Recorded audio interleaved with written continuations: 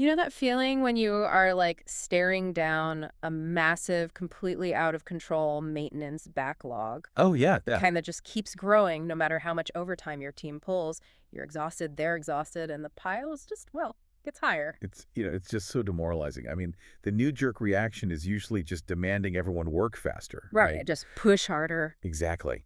Which almost never solves the actual underlying issue. Which is exactly why today we're pulling from Johan Nortje's Understanding Lean and Six Sigma. Our mission for this deep dive is to show you how to use SIPOC as a diagnostic tool. Yeah, to systematically dismantle a real-world backlog crisis. Okay, let's unpack this. Where do we even take the first swing when a backlog is, like, that deep? Well, you have to define your process boundaries first. Most of our listeners are probably already familiar with SIPOC, but the source points out this critical mistake even seasoned practitioners make. Oh, reading it left to right? Yes, exactly. Nortje argues you actually must build it middle out. Middle out, okay.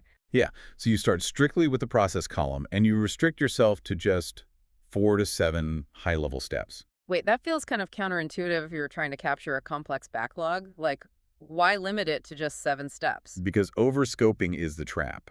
When teams try to map out, say, 12 to 20 steps right out of the gate, they completely lose the boundary. They just get bogged down in the details. Exactly. They end up mapping every tiny variation instead of the core process itself. It's sort of like trying to navigate a new city using a microscopic blueprint of its underground plumbing. That is a great way to put it. Instead of, just using a simple tourist map, you need the high-level boundary first so you don't get lost in the weeds. What's fascinating here is that drawing that clean SIPOC boundary prevents you from analyzing the wrong symptoms. You stop chasing issues that don't actually belong to the process you're tasked with fixing. Okay, so once that boundary is drawn, you can start hunting for the actual defects hiding inside it, right? Using the 8 wastes. Yeah, the classic downtime mnemonic. And the text highlights this plant, where the maintenance backlog suddenly ballooned from 220 open work orders to 480. Oh, wow. That is a massive jump. Huge.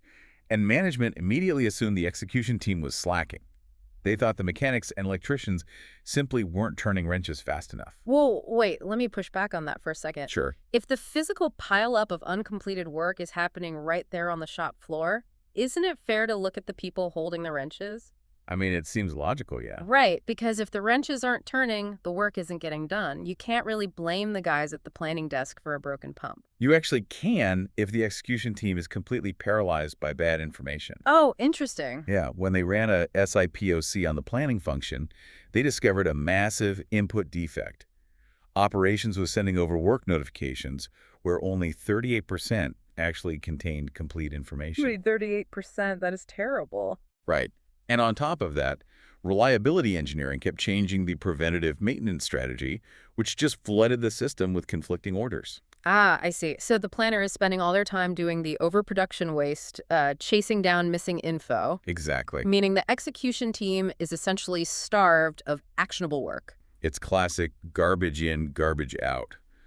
The mechanics never stood a chance because the upstream inputs were totally broken.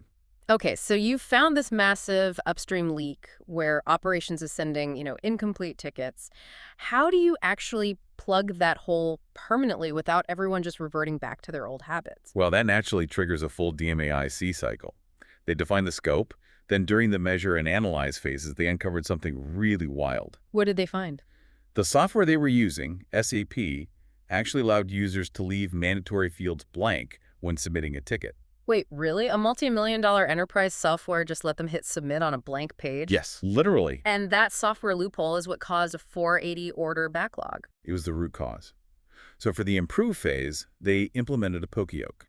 Which is a physical mistake-proofing constraint, right? Exactly. They put a constraint in SAP that literally blocked you from submitting a ticket if those specific fields were blank.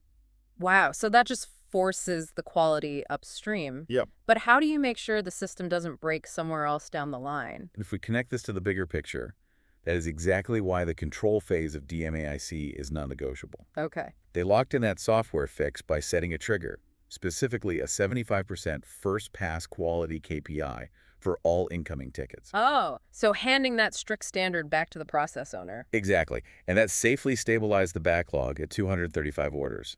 Skipping that control trigger means the defect just sneaks back in a year later. So what does this all mean? If you're staring down your own 400-ticket backlog right now, how do you actually apply this? I'd say start small. New practitioners should act as a yellow belt. Right, start with the basics. Yeah, practice reading your SIPOC diagrams middle out, or maybe contribute to a fishbone diagram. Just visually mapping out those root causes, like the SAP loophole we just discussed. Exactly. And once you master diagnosing those boundaries, you can aim for green belt and lead these full DMAIC cycles yourself. That makes a lot of sense. It completely reframes how you look at operational chaos. It really does. It leaves you with a lingering question, though. If a massive, panic-inducing 480 order backlog was actually just a symptom of a hidden upstream software loophole, Right. what other persistent people problems in your own life or business are actually just unmanaged process boundaries?